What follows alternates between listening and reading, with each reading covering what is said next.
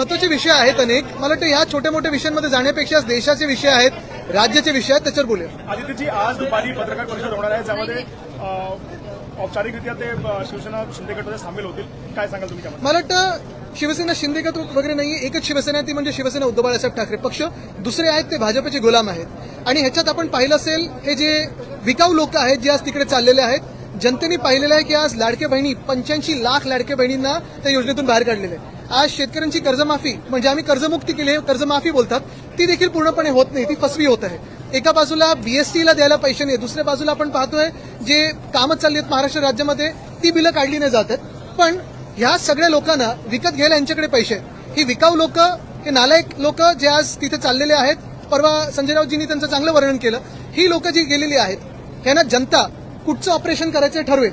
पण ह्याच्यात एक महत्वाचं आहे, हे सगळे जे खोटारडे लोक आज तिथे चाललेले आहेत, हे जिंकून आले ते भाजपाच्या विरोधातल्या मतांवर, हे जिंकून आले ते उद्धव साहेबांच्या चेहऱ्यावर जिंकून आलेत, हे जिंकून आले ते शिवसेना उद्धव बाळासाहेब ठाकरे पक्ष असेल, राष्ट्रवादी काँग्रेस शरदचंद्र पवार साहेबांचा पक्ष असेल किंवा काँग्रेस असेल, आणि आमचे सगळे मित्रपक्षांच्या सभा मागून मागून जिंकून आलेले आहेत. हे स्वतःच्या चेहऱ्यावर किंवा भाजपच्या चेहऱ्यावर जिंकून आलेले नाहीयेत आणि लोक त्यांना त्यांच्या मतदारसंघात तसेचे तशी उत्तरं देतील. त्यांच्याबद्दल बोलत होतो. मला वाटतं दुर्भाग्यपूर्ण आहे, आम्ही जे दिलं त्यांना ते प्रेमच दिलं, एवढी वर्ष त्यांच्या सोबत उभं राहिलो, परिवार म्हणून सोबत उभं राहिलो, आणि अशा वेळेला सौदा करणं ह्या अशा काही गोष्टींसाठी स्वतःच्या नावाचं स्वतःच्या परिवाराचं हे दुःखद आहे. मराठी उद्या तुमच्याकडे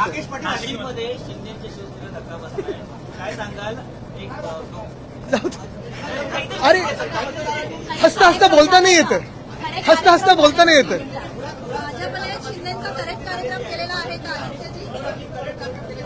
अरे ये तो सिर्फ ट्रेलर है. मुंबईमध्ये केवळ 8% पाणी, मुंबईमध्ये 8% पाणी शिल्लक राहिलं आहे. मराठी उद्या मग ऐका, मराठी उद्या मग हिंदी करू, मग इंग्लिश करू, सगळ्या भाषा करू. मुंबईमध्ये केवळ 8% पाणी शिल्लक राहिलं आहे आणि पहिल्यांदाच असं होत आहे की जे रिझर्व्ह पाणी आहे ते वापरण्याची वेळ येत आहे महापालिकेवर, आणि असे देखील सांगण्यात येते की जे सांडपाणी आहे त्याची प्रक्रिया करून पिण्याच्या पाण्यात. मी हे अनेकदा आधी पण म्हटलेलं आहे आणि आता पण म्हणत आहे. आपण पाहिलं असेल, भाजपला देशात दंगे करता येतात, गदारोळ करता येतो, प्रचार खूप चांगला करता येतो, एक वेगळं वातावरण बनवता येतं.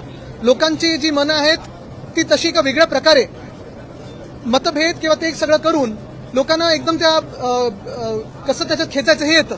पण महत्वाची गोष्ट एवढंच आहे की भाजपला शासन करता येत नाही, सरकार चालवता येत नाही.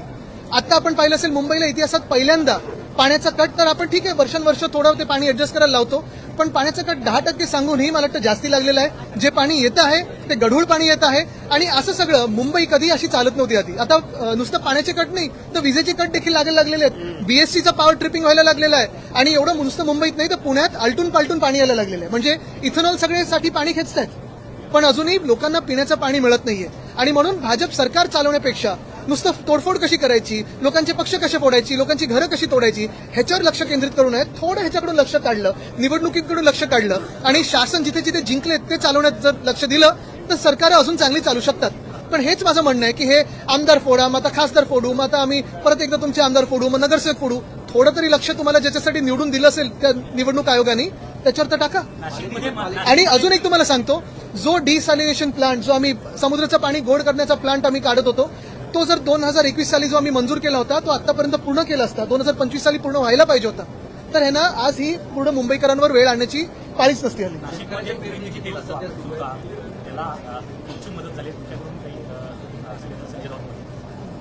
मग अशी सांगितलं ना मी, खासदार निवडून गेले ते एक सांगतायत, निधी मिळत नव्हता, राष्ट्रीयकर असेल किंवा उठायचे पडतात, त्याच्यामुळे हे पाऊल उचलावं. म्हणजे दुसरी बाजू ही पण दिसत आहे की हे सरकार कसं मतभेद करतं, हे एक फार महत्वाचं आहे. आज आम्हाला इथे सगळे जे आम्ही आमदार उभे आहोत, आम्हाला कोणालाही निधी मिळत नाहीये. जेव्हा कुठचंही आता एवढ्या 80 वर्षाचा जो इतिहास आहे आपल्या देशाचा, जी कुठची सत्ताधारी पक्ष असतील, विरोधी पक्षाला देखील थोडाफार पण तो निधी तरी द्यायचे, कारण आम्ही जे येतो ते जनतेतून निवडून येतो.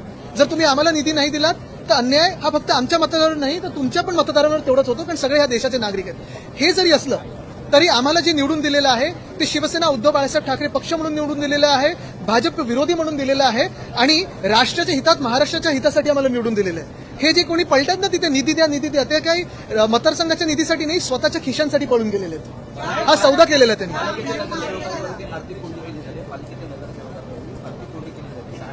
आता तुम्ही हेच तर सांगितलं ना मी, आर्थिक कोंडी म्हणजे पैसे कोणाचे, जनतेचे आहेत ना.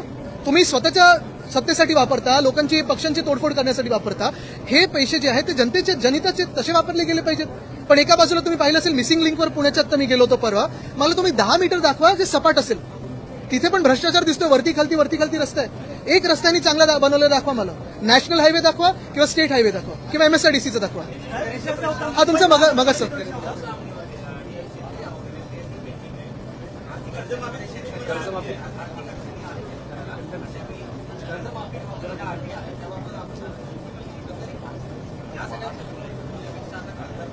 हेच तर मी सांगतोय. म्हणजे हे सगळं सोडून भाजप आणि त्यांचे जे मित्र पक्ष आहेत आणि त्यांचे जे गुलाम पक्ष आहेत ते नुसतं खासदार कसे फोडायचे, आमदार कसे फोडायचे, सत्ता अजून कशी प्राप्त करायची. आणि ह्यांना परत एकदा सांगतोय, आमचे आमदार खासदार का फोडतायत? कारण यांना महामानव डॉक्टर बाबासाहेब आंबेडकरांनी लिहिलेलं संविधान बदलायचं आहे. ह्या देशाच्या जनतेने 2024 मध्ये ह्यांना रोखलं, 2040 वर रोखलं आणि म्हणून हे सगळे खासदार निवडून दिले होते. आता हेच खासदार फोडून त्यांना परत महामानव डॉक्टर बाबासाहेब आंबेडकरांचं संविधान हे बदलायचं आहे.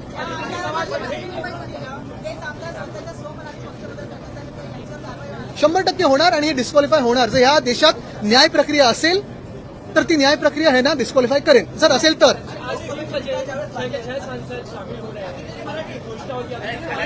पुढे मराठी उद्या मग हिंदी.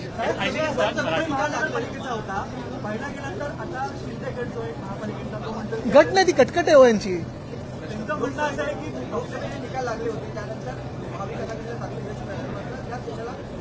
मी आज तुम्हाला परत सांगतो महत्वाची गोष्ट हीच आहे की हे जी त्यांनी तोडफोड केली हे 6चे 6 जे आहेत विकाऊ लोक, त्यांनी राजीनामा द्यावा आणि पुन्हा एकदा भाजपच्या चेहऱ्यावर जे कोण त्यांचे प्रमुख नेते असतील त्यांच्या चेहऱ्यावर आज निवडणूक लढवावी. आज पण त्यांना हरवून दाखवा.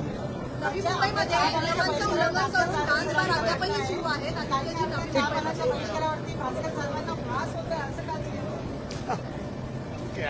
मुंबईमध्ये नियमांचं उल्लंघन करून डान्स बार अद्यापही सुरू आहे. मागच्या अधिवेशनात देखील हा मुद्दा उपस्थित केला होता, तेव्हा अधिवेशनाच्या काळापुरती हे डान्स बार बंद केला. पण आता जो लोकशाहीने व्हिडिओ दाखवला त्यामध्ये पोलीस कॉन्स्टेबल जे नवी मुंबईचे आहेत महेश बचोटे यांचा थेट त्या व्हिडिओमध्ये संपूर्ण व्हिडिओ त्यांचा पाहायला मिळतो. आता त्यांना कोण बचवतंय? तुमचा पहिला प्रश्न होता, आता झाला. थांबा, आमच्या वरळीचा एक शेवटचा प्रश्न देऊया. BDD मतभेद असल्याचं आता खुलेपणाने दिसतं आहे. भास्कर जाधवांचा एक व्हिडिओ व्हायरल झाला होता. मिलिंद नार्वेकर आलं तर काय झालं, त्याच्यावर आज मिलिंद नार्वेकरांनी अरे मला वाटतं ह्याच्यात एवढे देशात आणि राज्यात एवढे महत्वाचे प्रश्न आहेत ना, ह्यांनी पण तेवढे इम्पॉर्टन्स दिला नाही, त्यांनी पण इम्पॉर्टन्स दिलं नाही. हे चालूच आहे ना. आता आपल्या वरळीत किती चालू असतं, थोडं चालू असतं. आदित्य जी, आज जो 6 बागी सांसद हैं वो औपचारिक बागी नहीं, डरपोक है और बिकाऊ है. वो शिवसेना के शिंदे गुट में शामिल हो जाएंगे, इस बात की चर्चा है कि प्रेस कॉन्फ्रेंस होगी. इस पे क्या प्रतिक्रिया ओवरऑल? जो 6 बागी नहीं बिकाऊ सांसद है वो चुन के आए थे उद्धव बाळासाहेब ठाकरे इनके चेहरे पे. जो वो चुन के आए थे वो महाविकास आघाड़ी और इंडिया अलायंस के चेहरे पे. वो जो चुन के आए थे वो भाजपा के खिलाफ आए थे, जिस भाजपा को इस देश का संविधान बदलना है. आज भाजपा इनको तोड़फोड़ करके जो अपने पक्ष में, अपने दल में शामिल करना चाहती है, दलदल में शामिल करना चाहती है, वो इसलिए करना चाहती है ताकि वो देश का संविधान बदल सके. उनको 2/3 जो मेजोरिटी है वो ही प्राप्त करना चाहती है और ताकि देश में संविधान बदल सके, यही उनका लक्ष्य है. दो दिन पहले एक असं करूया. जो शिवसेना में फूट उसके बाद जो कानूनी लड़ाई थी वो लंबी चली, अब तक खत्म नहीं हुई है. दूसरी वाली लड़ाई अब कैसे जीतेंगे, इसके लिए क्या करेंगे? यही तो बात है. अगर इस देश में कानून व्यवस्था है, न्याय प्रक्रिया है, तो हम यही अपेक्षित करते हैं कि न्याय हमें मिले.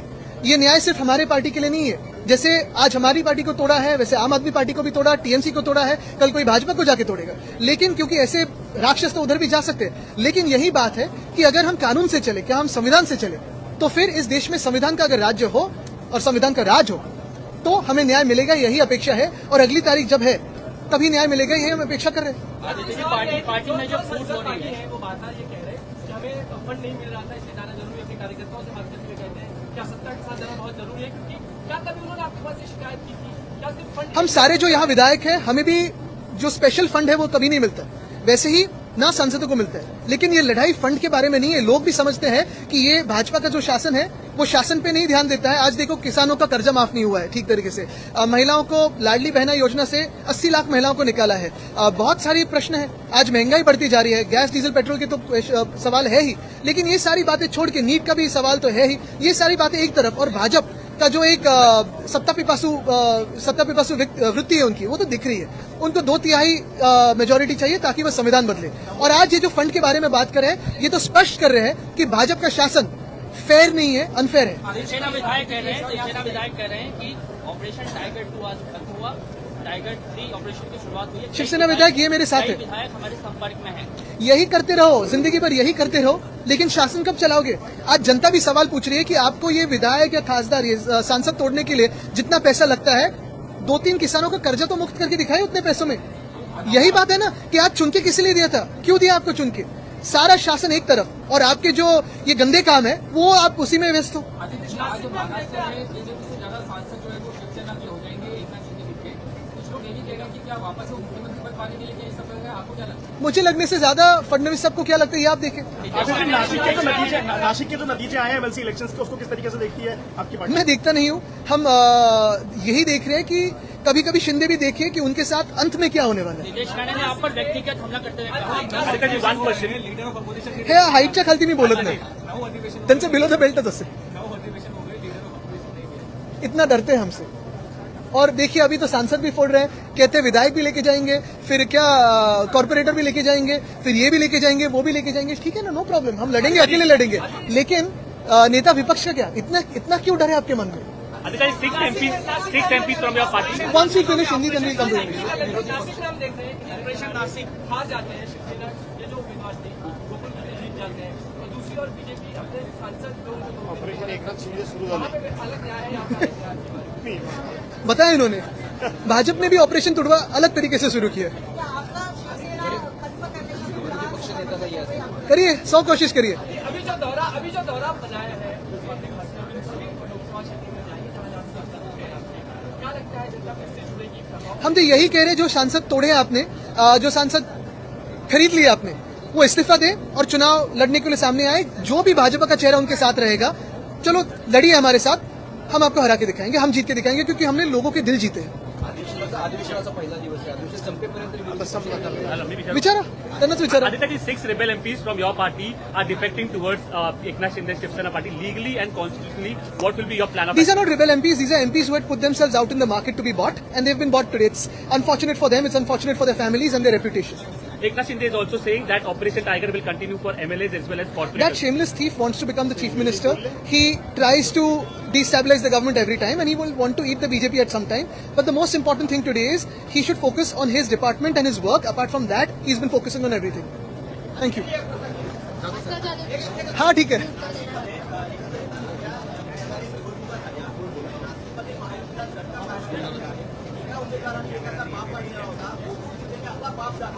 मला वाटतं सगळ्या घाणेरड्या राजकारणाला बाजूला ठेवून मी सतत सांगत आहे की लोक बघतात की तुम्हाला ते निवडून दिलं ना, तुम्ही काम काय करताय, हे पक्ष फोडायचे, विकत घ्यायचे, अमुक करू तमुक करू, हे सगळं सोडून जरा काम काय चाललंय, लोकांचे हाल काय आहेत ना रस्त्यावर, ते जरा बघा।